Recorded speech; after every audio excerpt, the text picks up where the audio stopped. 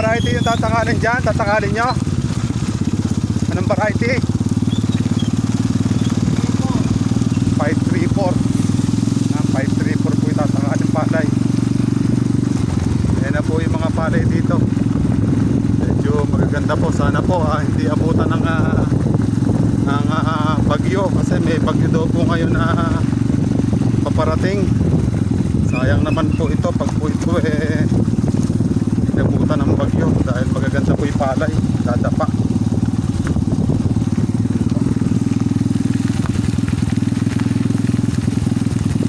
Kapundo pa po dito.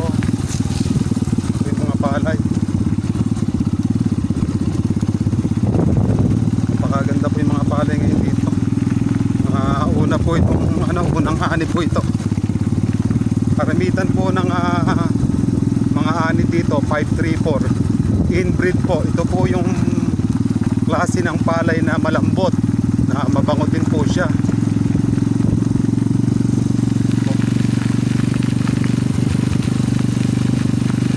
Sana po wag po munang abutan ng ulan. Nakapundo po ka. Pundo po.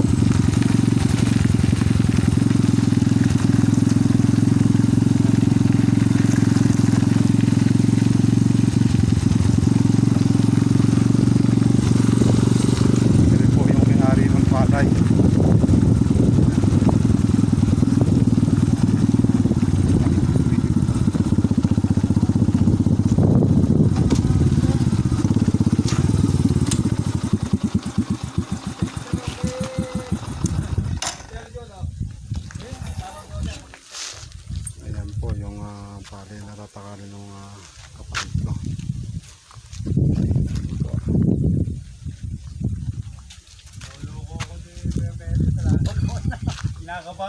Tutusok lang po tayo. Papakita ko sa inyo kung anong klaseng palay.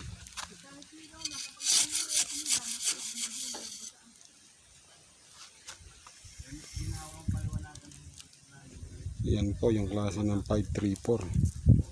Napakagandang palay. 250 kaban po yung tatakalin nila nito. Ayan. Maganda po yung butel. May mga ilan pong napakaganda ng palay nyo na nakuha. Ayan. Sila po yung may-ari, sila Kuya Medes. Ayan po. Napakaganda po ng palay nyo, Kuya Medes.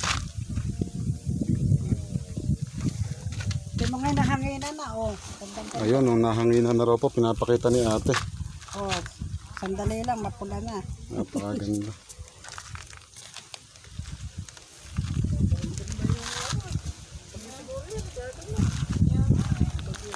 Yan po yung sanhi ng bagyong Goring. Paparamdam na po dito sa Luzon. Dito po kapatid ko nito mga kapalay, siya po yung pinakamataas kumuha ng palay ngayon dito. 24 tol, 24 mo bang nakuha yung palay nito? 24 po. Muli po, maraming salamat sa mga kapalay. Nakuha na po ng kapatid ko. Ang presyo po ng tumpalay nito 24 per kilo. Ang natakanya pong palay 250 kaban. Maraming salamat po sa inyo. God bless po sa inyong lahat.